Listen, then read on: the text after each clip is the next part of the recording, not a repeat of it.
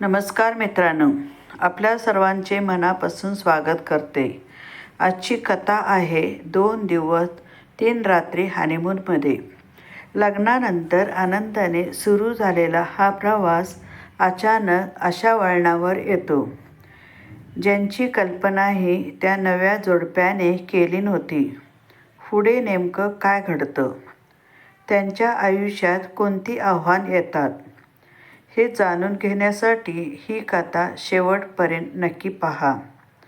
चला सुरू करूया आजची रंजक कथा. काय हो, येते ना मला गाडी चालवायला? गायत्री अमोलला विचारले. हो, अगदी चांगली गाडी चालवता येते तुला. आमच्या शाळेमध्ये बस आहे, त्यावर ड्रायव्हरची गरज आहे. तुला वाटतं असेल तर तू नक्कीच त्या जागेसाठी अप्लाय करू शकते. म्हणत असेल तर तुझ्यासाठी मी सुद्धा मुख्याध्यापकांना तसेच सांगते.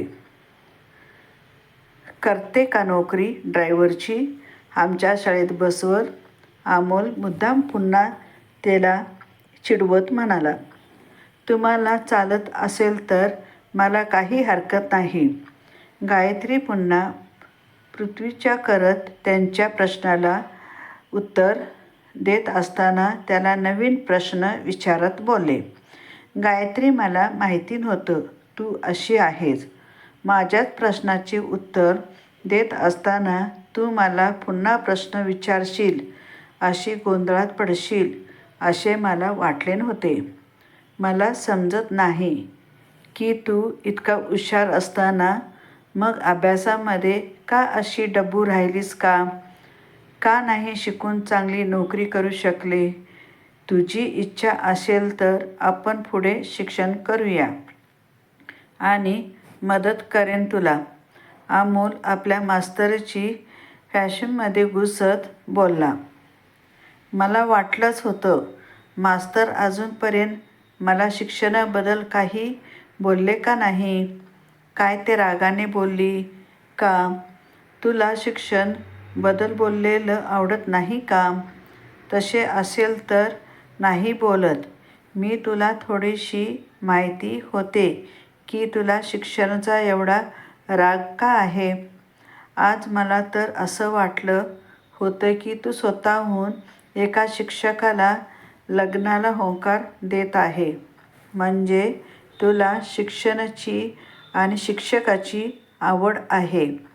अमोल पुन्हा तिला प्रश्न विचारत म्हणाला. मला शिक्षकाची किंवा शिक्षणाची आवड वगैरे काहीच नाही आहे. शिक्षक अभ्यासामध्ये कितीही हुशार असला तरी संसाराच्या अभ्यासामध्ये मात्र सगळ्यात डब्बू विद्यार्थी तोच असतो, असं माझी आई नेहमी सांगायची. गायत्रीने आता गाडीला वेग घेतला आणि एका मोठा खड्डा आला. गाडी जोरात असल्यामुळे अमोलनं कळत पुन्हा तिच्या अंगावर हात ठेवून मोठ्याने बोलला. अगं, गाडी हळू चालव. मी तुझ्या अंगाला हात लावला तर तुला चालत नाही. आणि बोलता बोलता पुन्हा तो थांबला. अमोलने तिचे दोघेही दंड त्याच्या हाताने गच्च पकडलेले होते. गायत्रीला तो स्पर्श हवाहवासा वाटत असला तरी थोड्या वेळातच तिला त्रास होऊ लागला होता. पण आता सांगणार कशी काय? कारण गाडी तर तीच चालूच होती. अतिशय वेगाने. त्याच्यात काही चूक नव्हती. शेवटी आले एखाद्याचे साखरपुडा कार्यक्रमाचा ठिकाणा. गायत्रीने गाडी अतिशय चांगल्या जागेवर सावलीमध्ये पार्क केली. अमोलला गायत्री म्हणाले. चला धरा माझा हात, जाऊया. त्याआधी सांगा मी कशी दिसते? अमोलने तिचा हात आपल्या हातात धरला आणि तिला निरखून बघत म्हणाला. छान दिसत आहेस. कुणाचीच नजर नको लागायला तुला. ते ऐकल्यानंतर गायत्रीला हसू आले आणि म्हणाली. तुमचीच लागली तर? माझी नजर चांगली आहे. लागली तर लागली. आणि तुलाही तेच तर हवे आहे. माझी नजर कायम तुझ्यावरच असलीच पाहिजेत, अजून कुठेच नको. काय म्हणते बरोबर आहे ना? अमोलने ज्या वेळेस बोलत असताना तिच्या गोऱ्या नाजूक गालावरून आपले बोट फिरवले. गायत्री त्याच्या हात मागे घेत त्याला म्हणाली, अहो, लोक बघत आहे ना, असं काय वागताय? घरी एकटीच होतो तेव्हा काही नाही सुचलं तुम्हाला असं रोमॅन्टिक करायला, आणि आता इथे चार चौघामध्ये तुम्ही पण ना. हिश, जा, मी नाही बोलत तुमच्याशी, असे म्हणून गायत्री तिथून पुढे निघाली. अमोल तिच्या मागे मागे येत म्हणाला, अगं थांब, मला तरी येऊ दे, मी नवीन आहे, इथे हरवलं तर? गायत्रीने मागे वळून त्याच्याकडे बघितले आणि म्हणाली, चला मग, पदराला बांधून ठेवते तुम्हाला, येता का? आधीच फार उशीर झाले आहे, चला आता लवकर. इथे बाहेरच काय बोलत बसलाय तुम्ही? गायत्री, तू तरी एवढं उशीर करायला नको होता. तुझी मैत्रीण तुझी किती वाट बघत आहे, केव्हाची, चल लवकर. तिचा जीव तिकडे कसाबिसा झाला आहे. गायत्रीचा आई दोघांनाही रागवत म्हणाले, हो आई, ओरडते कशाला? तुला माहिती आहे आता माझं लग्न झाले आहे, ती म्हणाली. तेव्हा लगेच कळत येण्यासाठी आता मी काय पूर्वीसारखी राहिली नाही आहे. मी तिला पण आधी पण सांगितलेलं होतं, मी अशीच उशीर करणार. ती कुठे माझ्या साखरपुड्यामध्ये अशी धावत पळत आली होती, तिने पण तर उशीरच केले होतं ना. गायत्री आईला प्रत्युत्तर देत म्हणाली, फार खडूस आहे गायत्री तू. जशाला तसं उत्तर देण्याच्या नादामध्ये माणसं नाही गमावशील. म्हणजे मिळवलं. चल बाई आता लवकर, आई तिला विनंती करत म्हणाली. अमोल बिचारा शांत एका जागी उभा होता आणि दोघांचे बोलणे ऐकत होते. त्यावरून त्याला अंदाज आलेला होता की आपले ज्या मुलीबरोबर लग्न झालेलं आहे ती एवढी साधी सोपी नाही. चांगलीच कठीण व आपलेच म्हणणे खरे करणारी मुलगी असल्यामुळे आपण स्वतःहून वाघाच्या तोंडात हात टाकल्यासारखे घडणार आहे. तिचे म्हणणे पुरे करावेचे लागणार आहे, नाहीतर आपले काही खरे नाही. आपले सुखाचे दिवस संपले, त्याला आपले मित्र जेव्हा सांगायचे. लग्न करणाऱ्यांचा सुद्धा पश्चाताप करतो आणि न लग्न करणाऱ्यांचा सुद्धा पश्चाताप करतो. म्हणूनच लग्नविधी पार पाडत असताना शुभमंगल सावधान असे म्हटले जाते. शुभमंगल ठीक आहे, पण सावधान हा शब्द नक्कीच नवरदेवाला सावधान करण्यासाठी म्हटलेला असतो, पण तो त्याला त्यावेळेस समजतच नसते. आज ह्याची जाणीव अमोलला त्याच वेळेस झाली होती. आता तुम्हाला काय झालं जावईबापू? तुम्ही कोणत्या विचारामध्ये एवढे घुमले आहात? चला ना आत. मध्ये गायत्री गेली सुद्धा. या चला तिकडे. सासूबाईने अमोलच्या हाताला जोरात हात त्याला मंडपाकडे वळत नेत म्हणाली. त्याने आपला हात सासूबाईच्या हातातून ओढून घेतला आणि म्हणाला, हो हो, तुम्ही ओढू नका मला, मी येतो तुमच्या मागे. मंडपामध्ये गेल्यानंतर त्याला माहिती पडले की कार्यक्रम त्यांच्यामुळेच थांबलेला होता. त्याला थोडे अवघडल्यासारखे झाले. जसा तो मंडपामध्ये घुसला तसे तिथे उभे असलेला सर्व पुरुष मंडळी त्यांच्याकडे बघू लागले आणि महिला वर्गसुद्धा त्यामुळे थोडे उघडल्यासारखे झाले.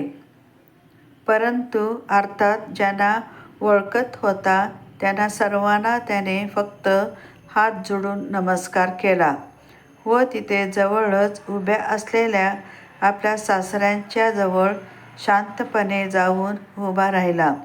एवढ्यात गर्दीमध्ये सुद्धा त्याचा नजर मात्र गायत्रीला शोधत होती.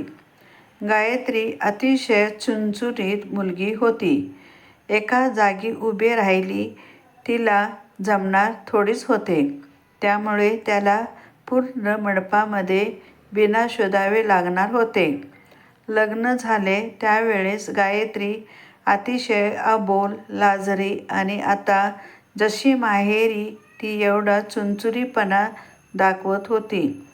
त्यात मधला अगदी 10% सुद्धा चुणचुणीतपणा तिने तिच्या सासरी दाखवलेला नव्हता.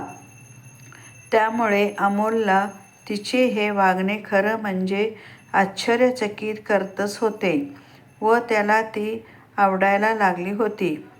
कार्यक्रमामध्ये उपस्थित असलेल्या प्रत्येक व्यक्तीला ती ओळखत होती आणि प्रत्येक व्यक्तीशी बोलण्याच्या, त्या व्यक्तीच्या सुखादुःखामध्ये सहभागी होण्याचा प्रयत्न ती जाणून बुजून करत होती की तो तिचा स्वभावच होता. हे मात्र अमोलला माहिती नव्हते. पण ती जशी वागत होती ते वागणे मात्र त्याला अतिशय आवडत होते.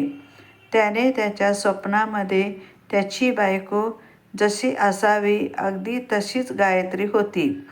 गायत्री आपल्या मैत्रिणींना अमोलकडे बोट दाखवून तो माझा नवरा असे दाखवत होती. परंतु त्याला मात्र जवळ येण्याचा आग्रह तिने केला नाही किंवा अमोलने सुद्धा स्वतःहून तिच्याकडे जाऊन ओळख करण्याचा प्रयत्न त्याने सुद्धा केला नव्हता.